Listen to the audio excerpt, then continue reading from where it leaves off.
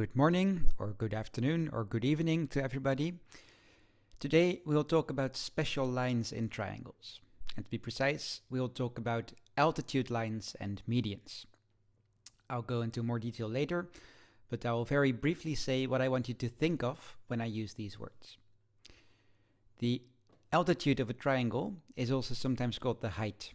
It basically tells us how tall or how high a triangle is if we put one side of it on the floor, like in this image.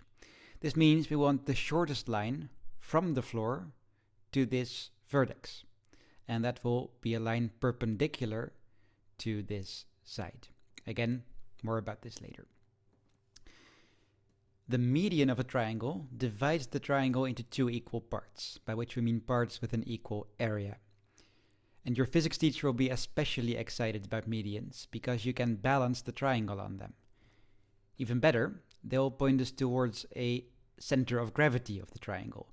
A triangle will have one point on which you can balance the whole triangle. If the triangle is equally thick and made of the same material everywhere, then the center of gravity will be where the medians meet. So let's look at this median first. How do we find a median in a triangle? As I said, the median cuts the triangle in half.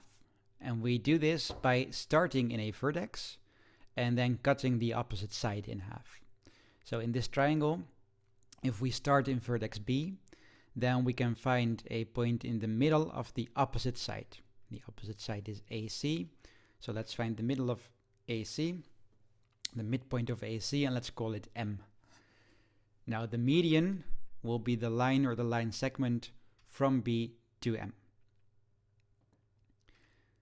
Similarly, starting in C, we can find the midpoint of the opposite side to C. Opposite side to C is AB. Let's call the midpoint N, and now CN will also be a median. And of course, there is a third median, starting in A and going to the midpoint of BC. The medians, as you see here, meet in one point, and we call this point the centroid. And again, you can think of this point as something like the center of gravity of the triangle. Second special line is the altitude. The altitude is a line from the vertex of a triangle to the opposite side, again. But now it doesn't necessarily go to the midpoint. We want it to be perpendicular to the opposite side, like in this image. So there is an altitude line here from C to AB, and it is perpendicular to AB.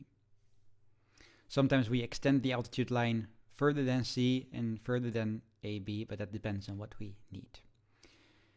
Now maybe you have already thought of a problem.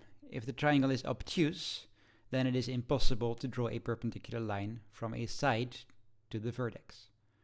In that case, as in this example, we simply extend the side a bit, so we can still draw a perpendicular line to the extended side.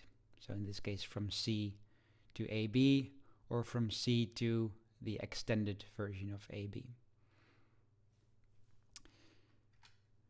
Just like there are three medians, every triangle has three altitude lines, and they will again meet in one point, and this point is called the orthocenter of the triangle. Now it can be tricky building an intuition for these altitude lines, so let's practice by finding the orthocenter of a triangle. So the point where the three altitude lines meet. The vertices of the triangle have been given, so let's first plot these and the triangle in a system of axes. Don't forget to label the sides, the axes, sorry. The altitude goes from a vertex to the opposite side, and it has to be perpendicular to it. Let's start in vertex A. What is the opposite side to A? Well, the opposite side is BC. So now we have to draw a line perpendicular to BC and through A. So you protract the triangle, you bring it into position, and you draw the altitude line.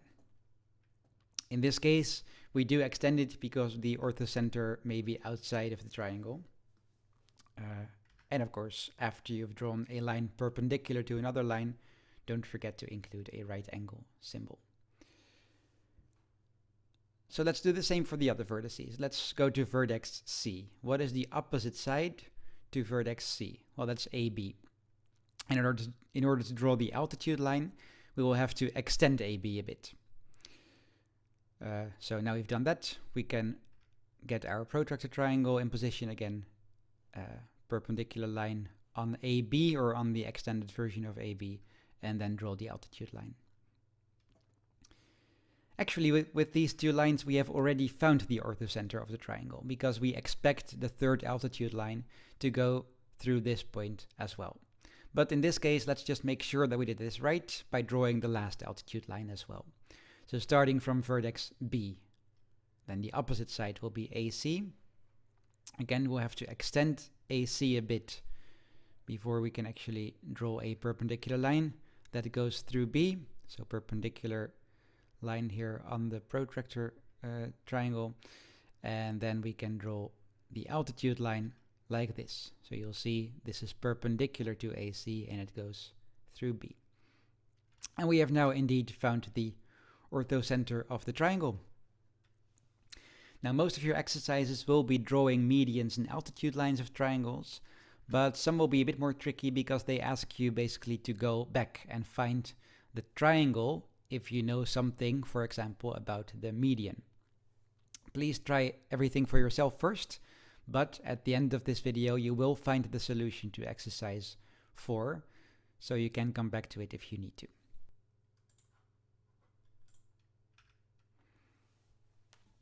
So let's look at exercise 4. In triangle PQR, it says PQ equals 6 centimeters and PR is 4 centimeters. The median from R is 4.5 centimeters long, and we're asked to draw the whole triangle. Now, immediately, without thinking, I feel quite comfortable just drawing PQ here alongside one of the grid lines, because there will be a line segment between P and Q that equals 6 centimeters. So there can be nothing wrong just yet. The question now is, where does R need to be? And the first step in answering this will employ a trick that we've seen in the previous class.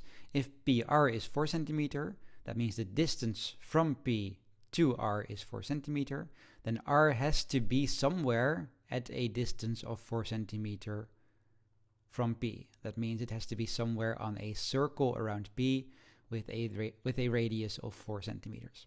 So R has to be somewhere on this circle.